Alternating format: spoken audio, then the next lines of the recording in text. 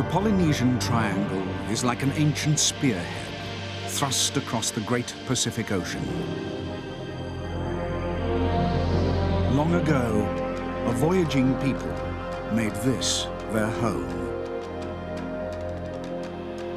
The story of the Polynesians is an epic natural history. Man and nature, each shaping the destiny of the other.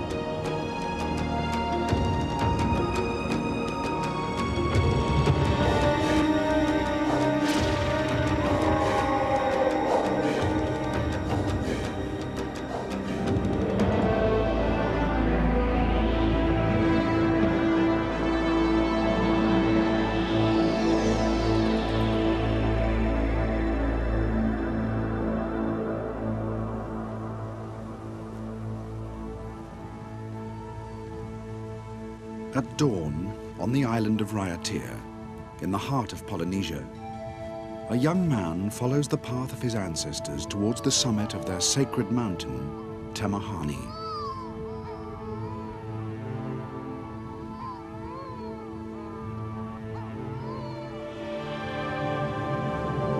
On the ridge top, 5-petaled flowers, shaped like hands, await the first rays of dawn.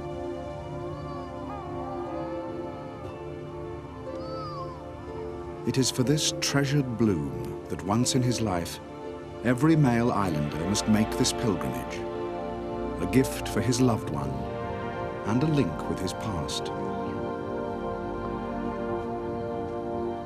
For all Polynesians, the sunrise points to the future, the sunset to their origins.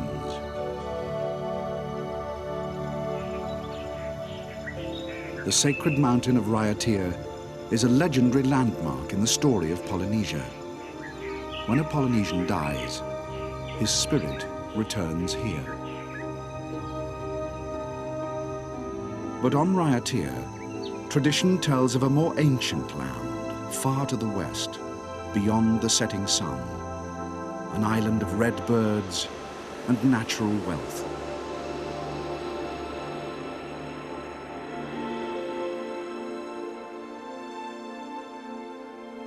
The islands of Polynesia are cast across the tropical Pacific like a galaxy of stars.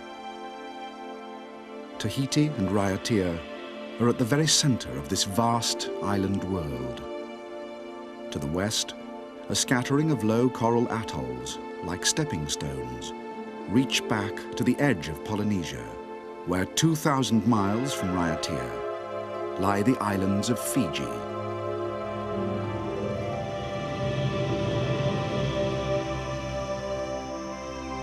It is here, in the Western Pacific, that we discover the roots of a unique culture and the origins of a natural history that has spread across the entire ocean. Poised between Asia and Australia to the west, and the open ocean to the east, Fiji is at the very crossroads of the Pacific.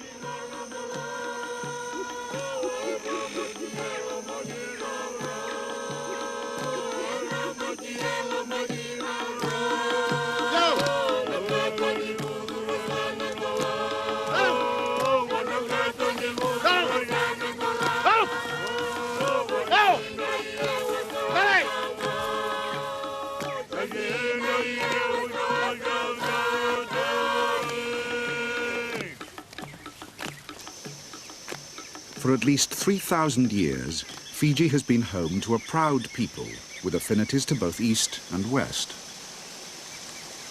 There are also strong links in both directions in the natural history of these islands. The ancient forests of Fiji resemble those of the islands of Southeast Asia, but they also have much in common with Tahiti and other high islands of Polynesia to the east.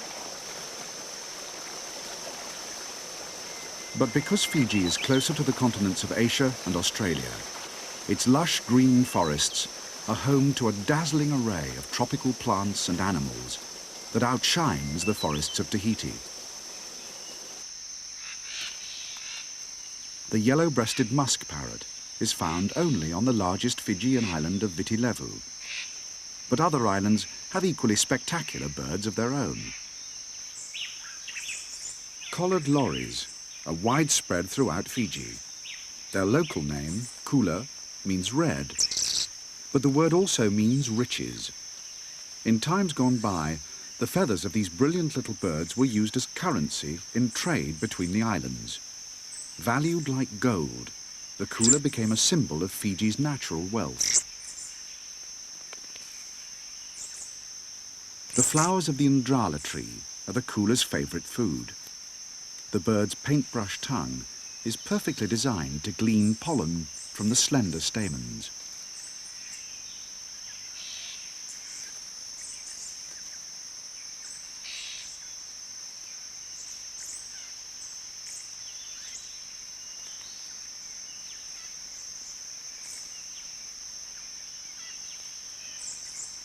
Both kula and Ndrala tree have their origins in rainforests more than 2,000 miles to the west. Here, in Fiji, with little competition, they have flourished.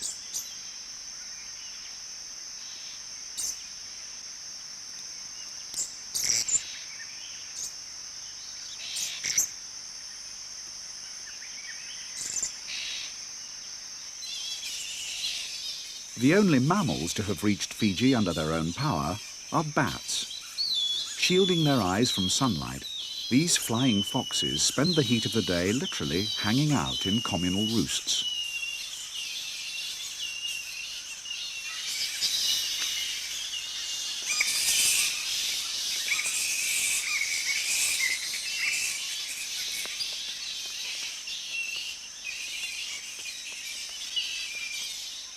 Bats do not fly willingly over water, but storms have carried 6 species to Fiji. But none of them has naturally colonized the islands further east. Beyond Fiji, the expanse of open ocean is too great.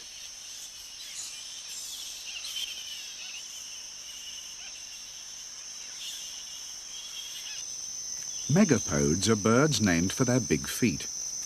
They scratch out pits in the forest floor in which they leave their eggs to incubate. But the coming of people to these islands led to their extinction, except for this species, found on the tiny island of Nuafo'u, just east of Fiji.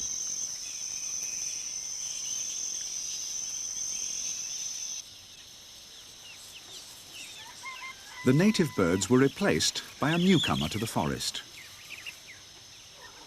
The red jungle fowl of Southeast Asia is the most widely domesticated bird on Earth. The first Fijians carried these chickens across the sea to their new home. From here, they were successfully transported to almost every island in the Pacific. Like the pig, the chicken was indispensable to island life.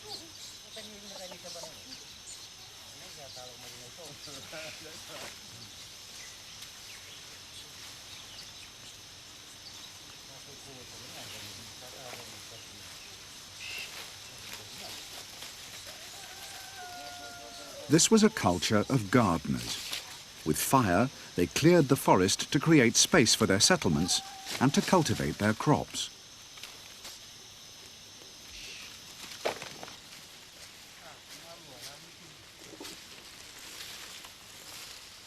The mainstay of their economy was the coconut, which yielded food, drink, and fibre for ropes, and required little tending.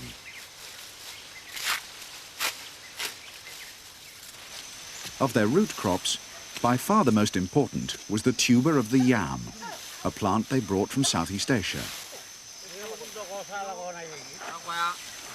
Pieces of the tuber were respectfully buried in specially heaped mounds of soil, on which the owner would spit as a gesture of good luck to his treasured crop, and then mark with choral sounds.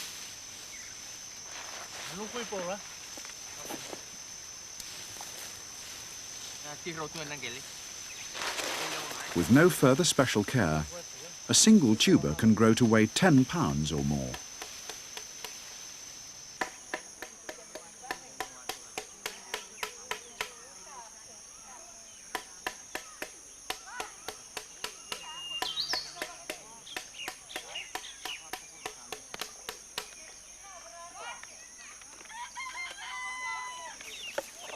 For 3,000 years, the sound of wood against wood has been an essential feature of Fijian village life. Across the Pacific, from New Guinea to Tahiti, the working of tapa cloth was traditionally the preserve of specially skilled women. Tapa comes from the fibrous inner bark of the paper mulberry tree, another native plant of Southeast Asia. Stripped with shell tools, the wet bark was beaten in layers to produce a woven texture of bark cloth. When they came to Fiji, this was their only fabric, for clothing and for household decoration. Fijian bark cloth is renowned for its bold designs. Stencils were cut from palm leaves. Vivid red and black dyes were made from local clays and from the soot of burnt candle nuts.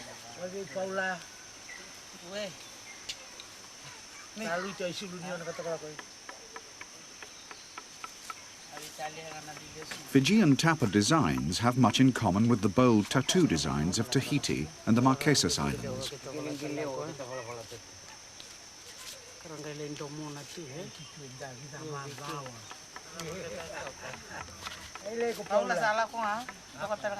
Here, on the islands of Fiji, at the western rim of Polynesia, we find the origins of an artistic heritage that in time was carried across the entire Pacific.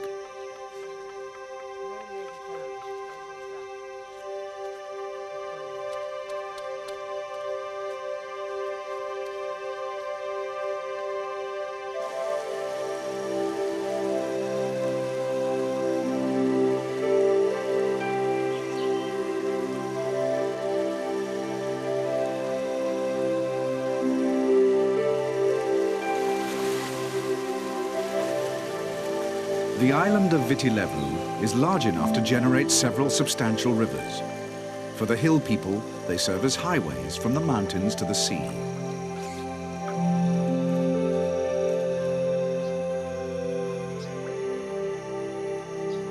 From the stems of giant bamboo trees, families fashion makeshift rafts called bilibili, on which they voyage downstream to trade their hill crops with other clans living on the coast.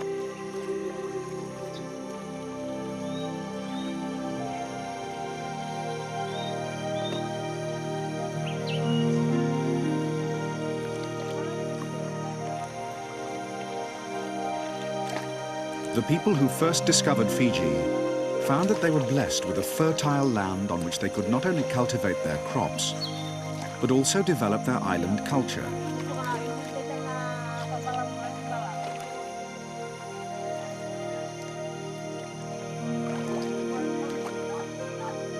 Fiji became a cultural stepping stone to the far-flung islands of Polynesia.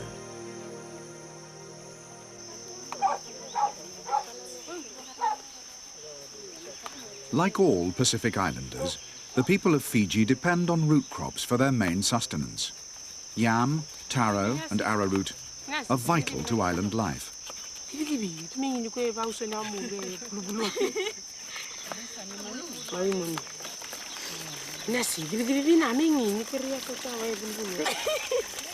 The diet on tropical islands may not be very varied, but it is wholesome and usually plentiful. Taro is particularly rich in trace elements, including fluoride, which accounts for the tough, white teeth typical of Fijian and most Polynesian people. One fundamental difference which separated Fiji from other societies of Polynesia was their use of cooking pots. Curiously, the skill of making and using earthenware never reached eastern Polynesia.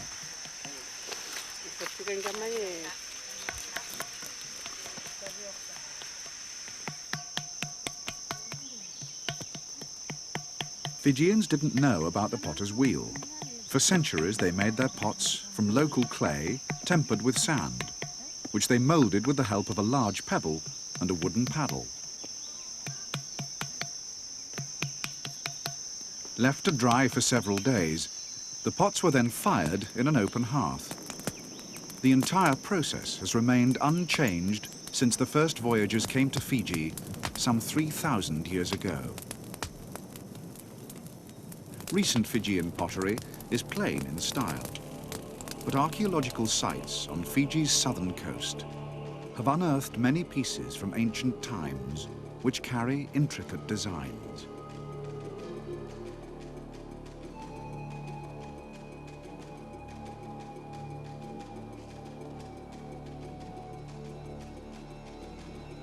The first pottery like this was discovered at a place west of Fiji called Lapita, the name now given to this enigmatic culture which gave rise to the Polynesians.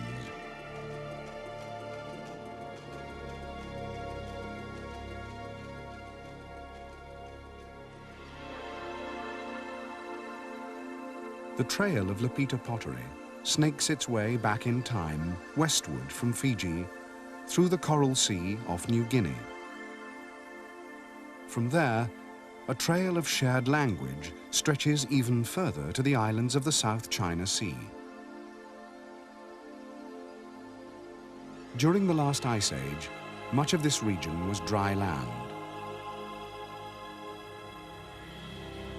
With so much of the world's water locked up as ice, sea levels were 300 feet lower than today. The shallow South China Sea became an archipelago of islands. Islands that were once surrounded by a wide lagoon were raised high and dry above the ocean, their reefs forested with trees.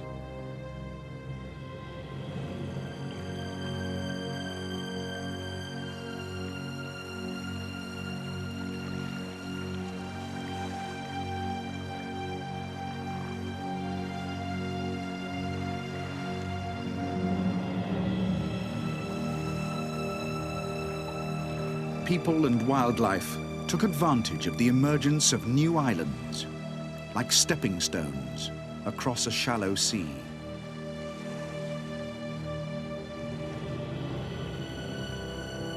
Eventually, a warm wind began to thaw the frozen wastes of Europe and America, and in its wake came the Great Flood.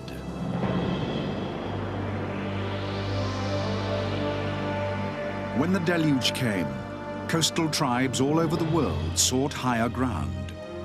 Like Noah and his ark, some took to their boats in search of land. For people and for wildlife, the rising water launched a new wave of migration.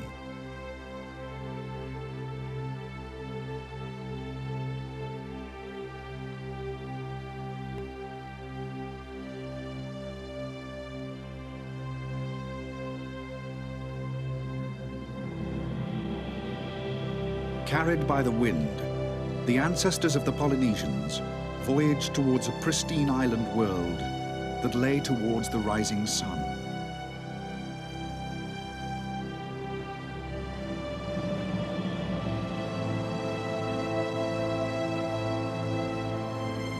In time, they reached the shores of Fiji.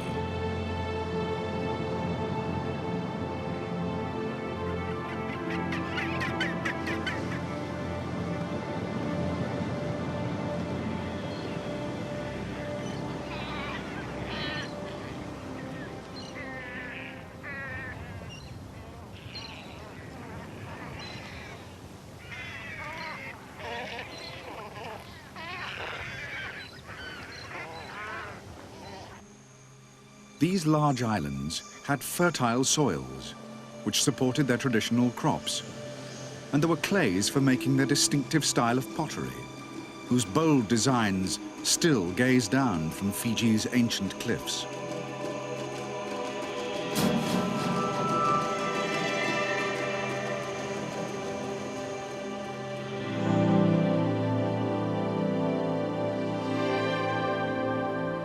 The mountainous sand dunes of Singatoka on the south coast of Viti Levu, Fiji's largest island, mark the site of one of their first settlements.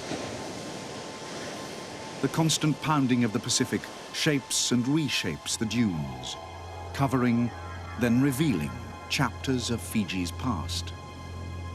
As the wind shifts the sands of Singatoka, fragments of earthenware emerge, which tell of an ancient culture for whom making pottery was a way of life.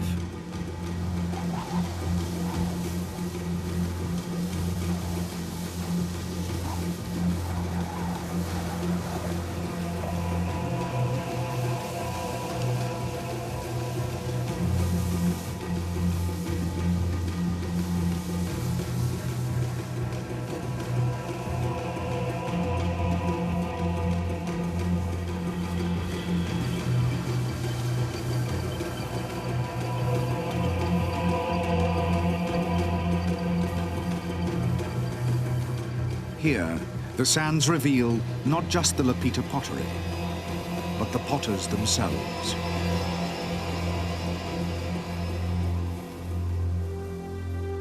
The young woman who was buried here was of tall Polynesian build and had perfect teeth.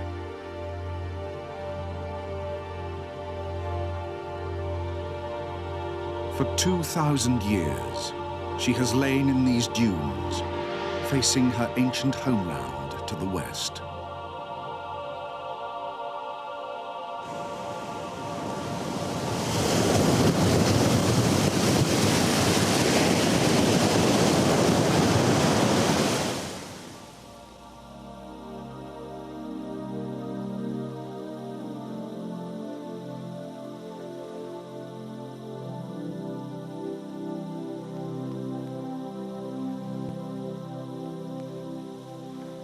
Here on Fiji, the ancestors of the Polynesians fashioned a special way of life, cut off from the mainstream of Asia they had left behind.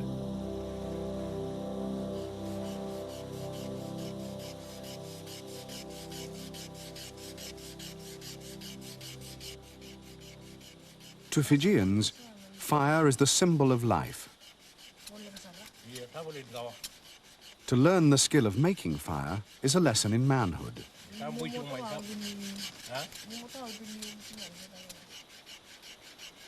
In Fijian, this technique is called nita. A dry piece of forest hardwood is grooved with a softwood plough. Friction creates heat. With patience, it ignites the tinder of fine shavings.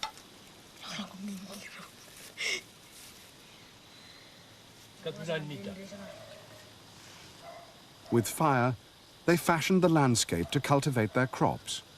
Fire helped to hollow out the hearts of great trees to create canoes. With the same flames, they fired their pottery and cooked their food. In a world in which metal was unknown and tools were made of stone, fire was a powerful ally.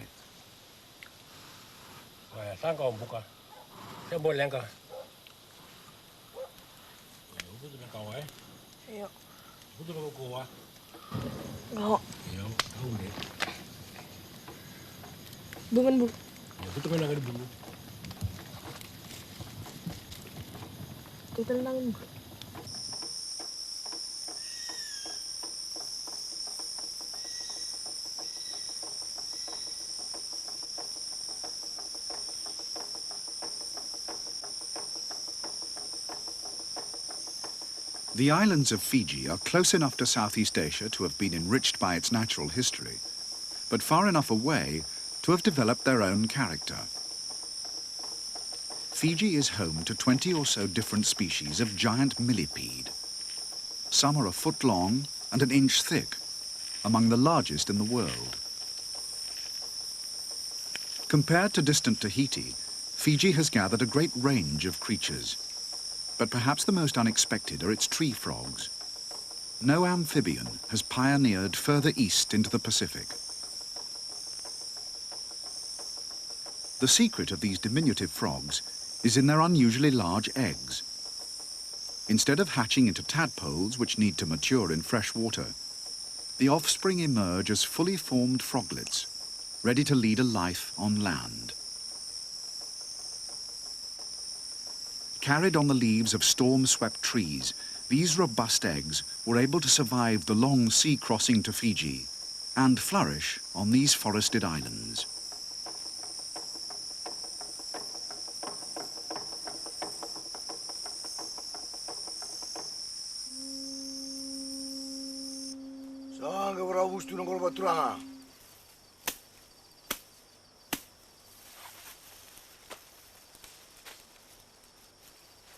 An ancient Fijian ritual is the ceremonial drinking of yangona.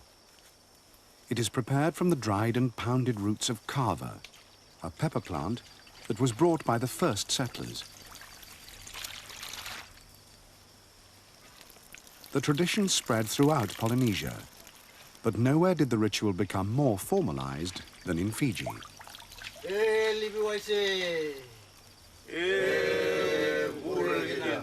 One dollar in a cotumuna, Leoni Vanua. But the Terevanga Vivakalunga Tagricalo. We want to know Pinacana, Leoni Vanua, and a Civicoso. Want to dollar in a Lemloloma, Mana. Wrapped in leaves or strips of bark, the crushed roots are mixed with water to release the narcotic power of the kava. The end product is a muddy-coloured liquid which induces mild euphoria and a sense of well-being. For these hill people, the cowrie shell is a symbol of their ancestral links with the ocean. It points towards their chief. Dressed in white tapa cloth, he is the guardian of their heritage. For centuries, this stylized presentation of the sacred Yangona drink has been performed in every Fijian village. Its origins are lost in time, but the spiritual power that surrounds the ceremony is very real. Before the men may share the bowl, the Yangona is presented to the chief in a polished half-coconut shell, which he accepts with traditional respect.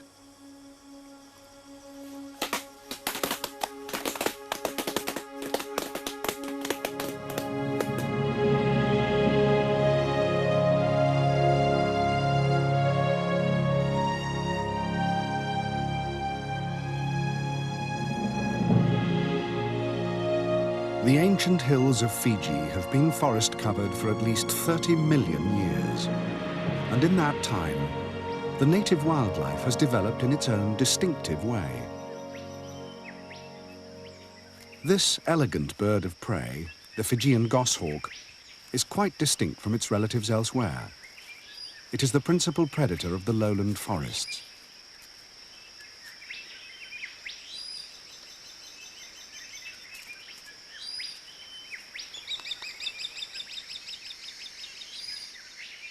Throughout the world, colourful members of the parrot family are typical inhabitants of tropical forests.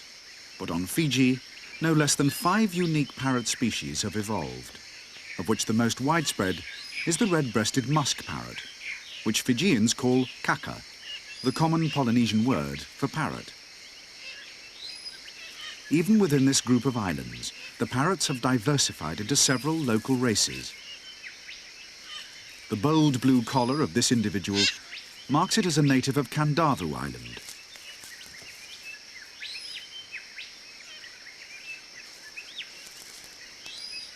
Endowed with a powerful beak, this handsome parrot makes light work of even the most tough-skinned fruits.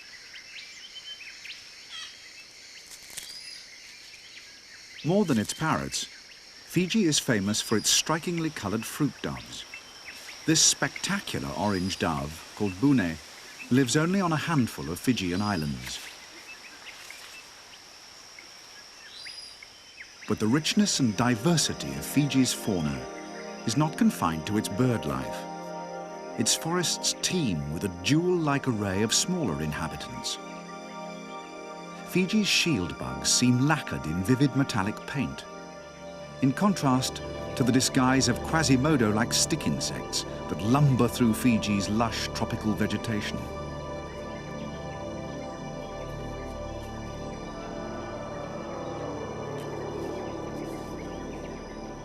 Most of Fiji's wildlife has its roots in the forests of Southeast Asia, but here it has evolved in a special Fijian way.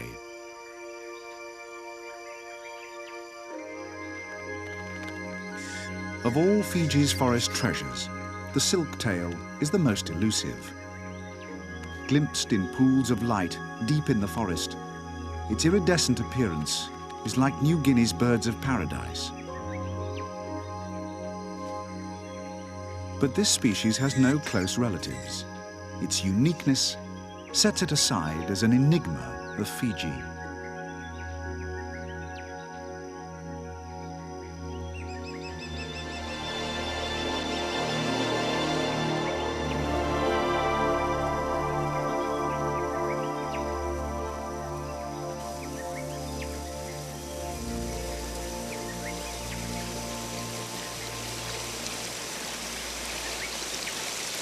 Fiji, at the crossroads of the Pacific, has developed a nature of its own.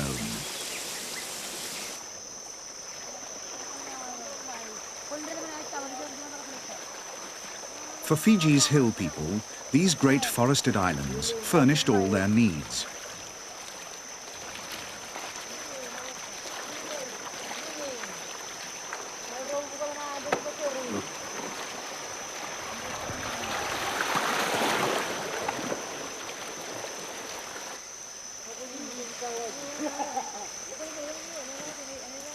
Nearing the end of their downstream voyage to trade their produce with fishermen on the coast, these highland villages must prepare for the long walk home. Having served its purpose, the bamboo raft will be committed to the ocean. With typical Fijian wit, it is known as HMS No Come Back.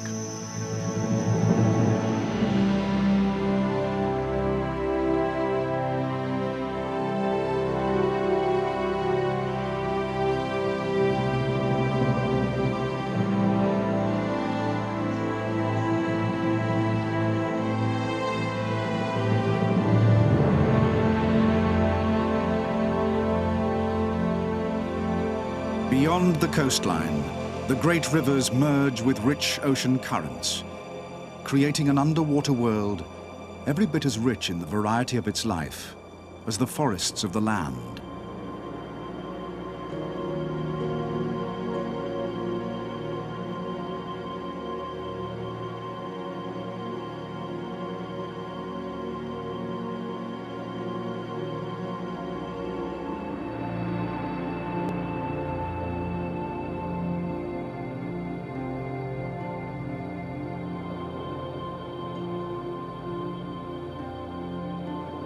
Rich ocean currents make Fiji's reefs among the most colourful and productive in the world.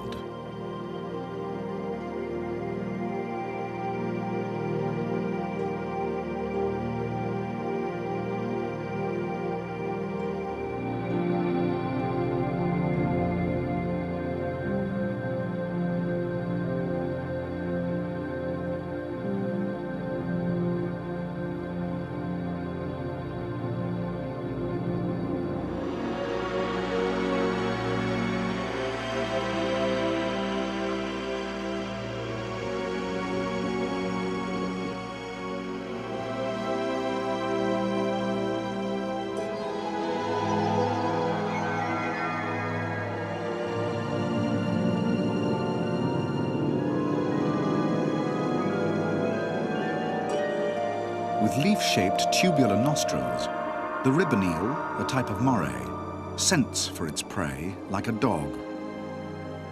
Its home is a crevice in the coral, a safe retreat, which it is reluctant to leave.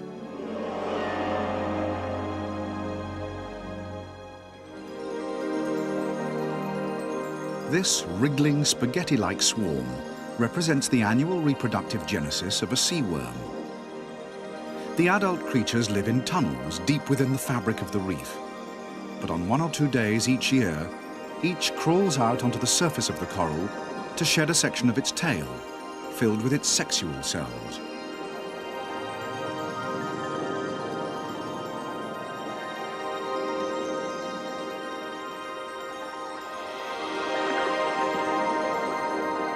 The Fijian name for the worm is bololo, and their annual spawning is an event of such significance that this time of year is known as the bololo season.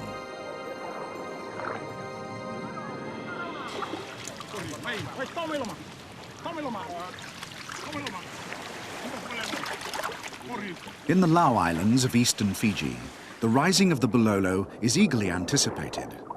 The whole community gathers on the reef to meet the incoming harvest.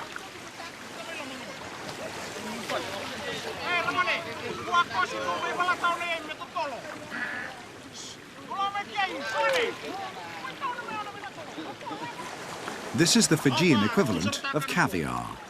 Scooped from the sea by the basketful, the wriggling bits of worm are prized as a delicacy.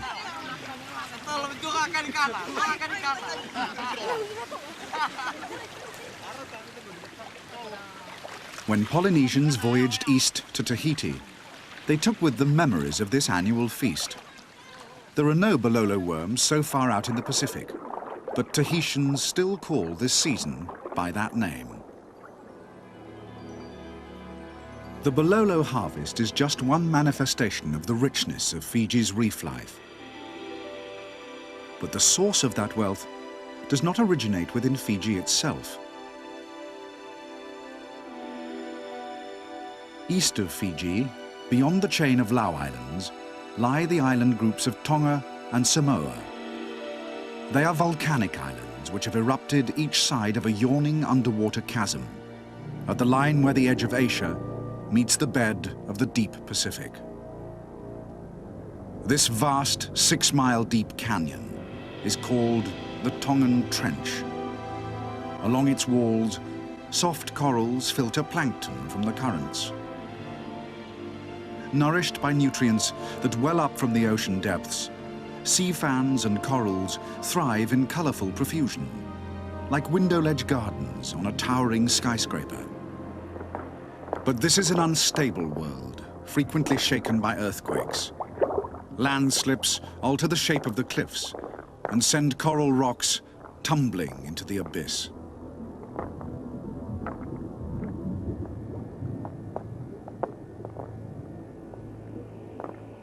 Far beneath the coral gardens, the bedrock of the ocean is in turmoil.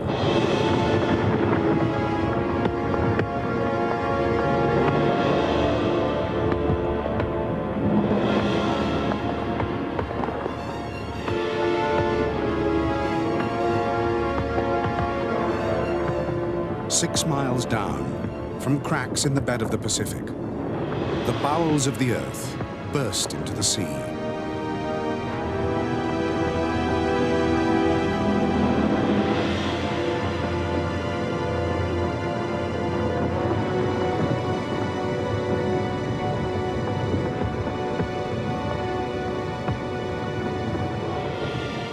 It is from such fiery beginnings that all oceanic islands are born. Lands which in time become a home for wildlife and for people.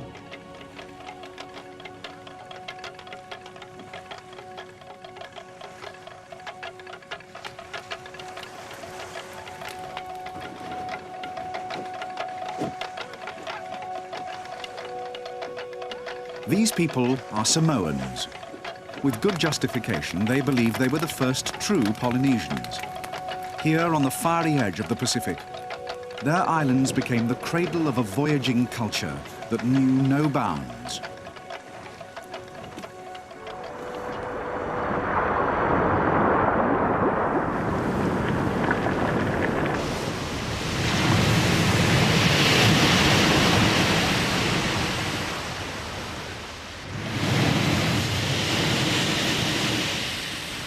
Less than 1 million years ago, the Samoan island of Savaii rose from the fiery crucible of the earth to become another speck of land in the vastness of this ocean.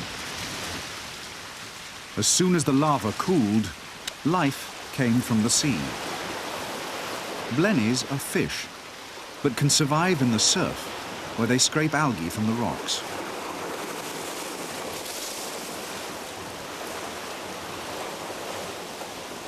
The island of Savaii is still in creation.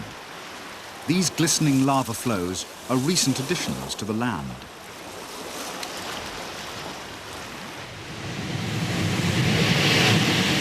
For now, the Samoan volcanoes are dormant, quenched by the sea, and life is slowly gaining a foothold on the margins.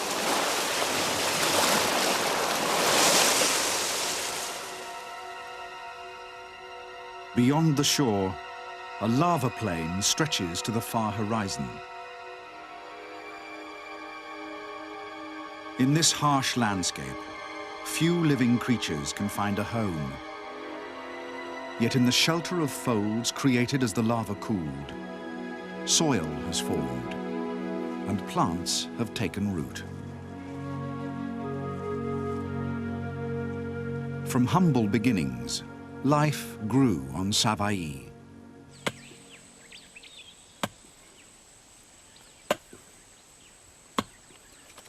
For the people of this rugged and cyclone-stricken island, hardship has always been a way of life.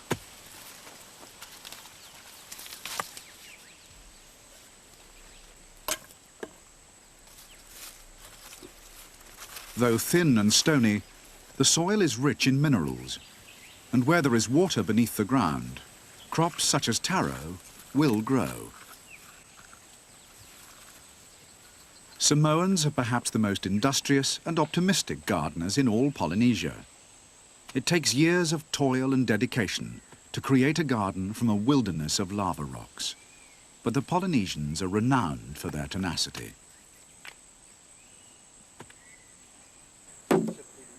Faced with challenges on land, the Samoans have been dependent on their boats to help them trade across the sea. With few resources to command, craftsmanship became their livelihood. The Samoan artisan and his handcrafted wares became much sought after in the neighbouring islands of Tonga and Fiji. In between lies a scattering of smaller islands which together form the Lau group.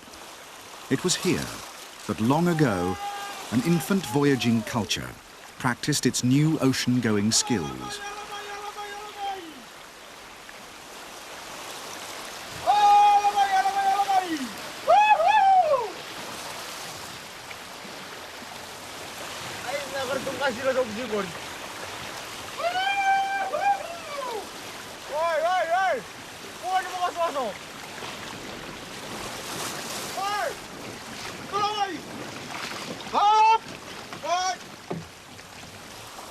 To sail against the wind was essential for exploration of an ocean. In the Lau and other islands of the West Pacific, a technique of tacking was devised by which the entire mast and sail were moved to the other end of the craft, together with the steering oar.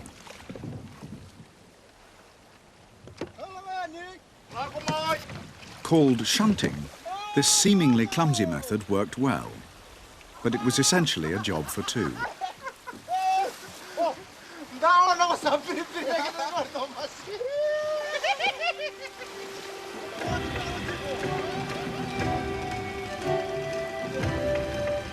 The sailors of the Lau group, together with neighbouring Tonga, developed a flourishing trade between the Fijian heartland and distant Samoa, a trading triangle linked by the power of wind and sail.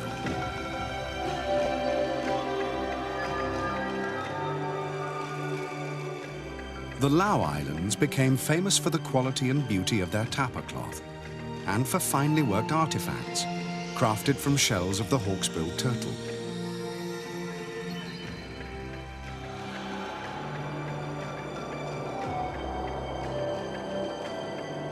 Such hand-worked goods were in demand in distant Samoa, a group of islands famous for the quality of its own specialist product, finely woven mats used for houses and for ceremonial wear. Hand-plaited from narrow strips of pandanus leaves, each mat might take a month or more to make.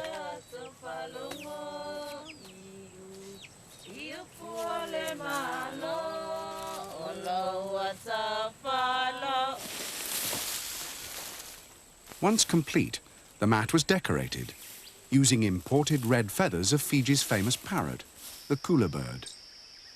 To ensure supplies, caged birds were plucked for their plumage.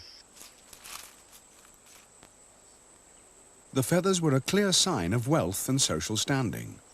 Everywhere in Polynesia, red was not only beautiful, but powerful. The cooler bird did not reach the forests of Samoa, so its feathers were traded at great expense from Fiji or Tonga, adding to the wealth of the people who lived on those more naturally endowed islands.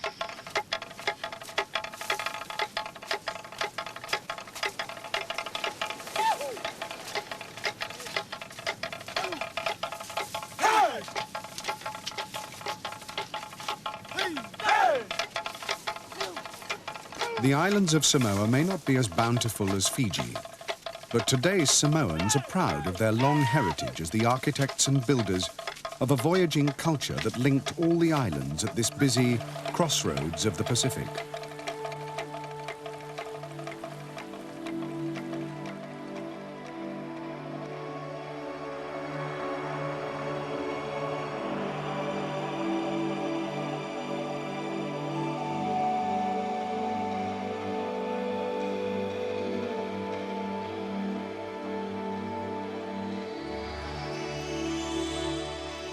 craftsmen on Tonga carved the ivory teeth of giant sperm whales.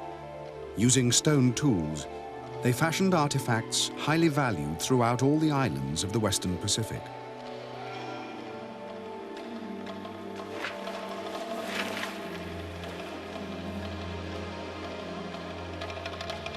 But it was the flowering of sailing technology in all these islands which heralded the great era of Pacific voyaging and marked a confident coming of age for the first Polynesians.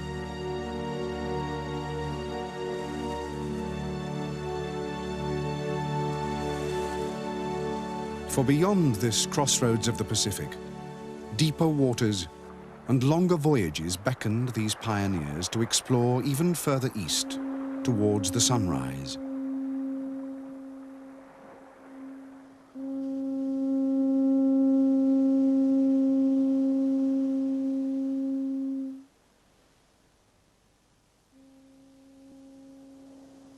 Among the sand dunes of Singatoka lie reminders of Polynesia's most distant past. Here in Fiji, a nomadic voyaging people found a home.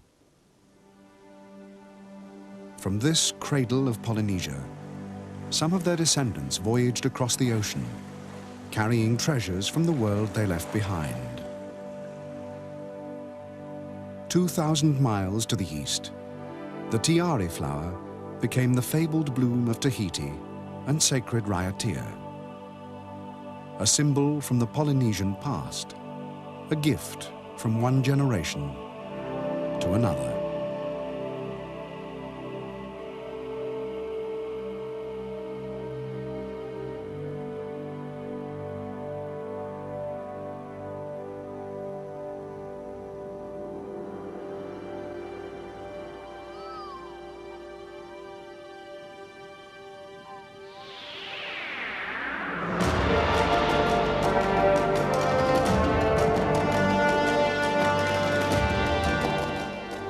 Next Sunday's episode voyages across the open Pacific to discover how people and wildlife found and settled remote islands of the South Seas. That's next Sunday at 6:10 on BBC Two.